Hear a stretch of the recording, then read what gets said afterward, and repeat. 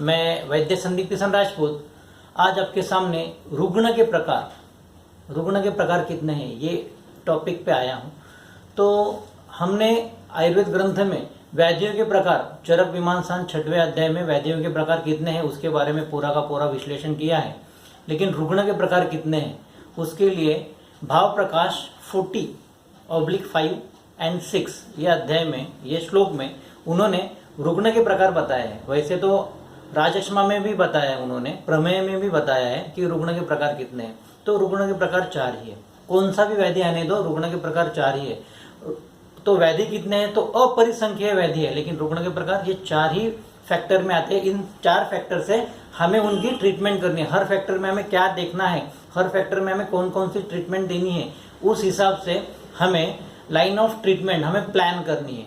तो अभी हम जाते हैं रुग्ण के प्रकार कितने हैं। तो रुग्ण के प्रकार ये स्थूल रुग्ण, ये कृश रुग्ण, बलवान रुग्ण और दुर्बल रुग्ण, ये ऐसे 4 प्रकार के रुग्ण बताए हैं।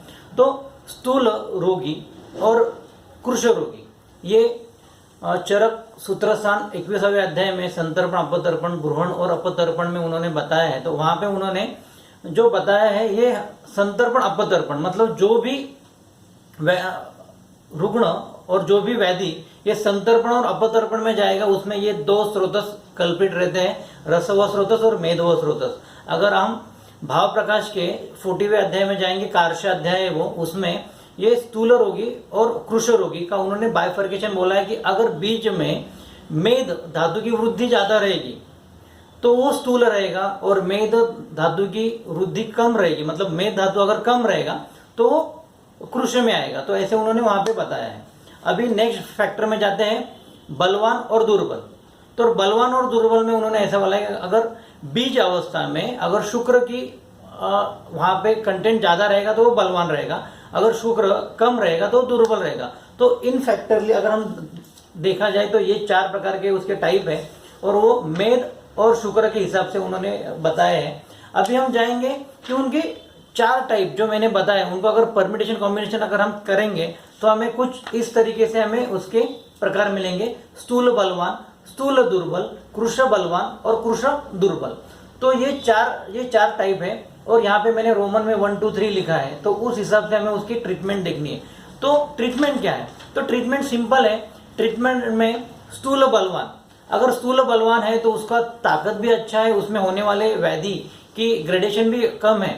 अगर उसमें व्याधि की ग्रेडेशन ज्यादा भी हुई तो हमें उसमें ट्रीटमेंट करनी है शोधन उसके हमें ट्रीटमेंट करनी है। उसके बाद में स्थूल दुर्बल और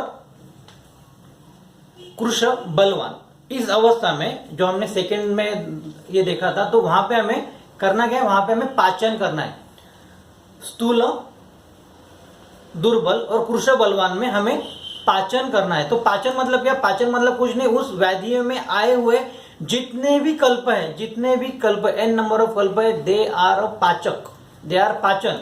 मतलब योगराज रहने दो, जो भी कल्प आया है तो वो सब पाचन है। और कृश दुर्बल ये थर्ड कृश दुर्बल, इसमें मेद भी कम है और शुक्र भी कम है, वहां पे व्याधियों और वहां पे रोगी की शक्ति भी कम है। तो यहाँ पे हमें लंघन करना है। तो लंघन करने के बाद ही हमें ब्रूहण करना है। तो उस हिसाब से स्थूल बलवान में हमें शोधन करना है, स्थूल दुर्बल और कृश बलवान ये 2 अवस्था में हमें पाचन करना है। और लास्ट जो थर्ड ये था उसमें कृश दुर्बल, इसमें हमें लंघन करना है। लंघन करने के बाद हमें ब्रूहण करना है। तो इस हिसाब से ये 3 लंघन कब करना है, पाचन कब करना है और शोधन कब करना है, रोगी के बल के अनुसार, रोगी और व्याधि के बल के अनुसार हमें ये समझना है कि हमें क्या क्या करना है। अगर व्याधि देखा जाए तो व्याधि में सुख साध्य रहेगा तो लंघन करना है, कृश साध्य रहेगा तो पाचन करना है, या पे रहेगा तो शोधन करना है। तो इस हिसाब से व्याधि के अनुसार भी हमें शोधन, पाचन, लंघन कब करना है और रोगी के अनुसार भी हमें लंघन, पाचन, शोधन कब करना है। ये इसमें 2 धातु की इन्वॉल्वमेंट है, मेद और शुक्र। जो बीज अवस्था में रहता है मेद और शुक्र, उस हिसाब से हमें उसको टैकल करना है, उसकी ट्रीटमेंट करना है। अगर ये वीडियो आपको अच्छा लगा, अगर इसमें कोई भी डाउट रहेगा तो मुझे आप कमेंट कीजिएगा, लाइक कीजिएगा और सब्सक्राइब कीजिएगा। Thank you.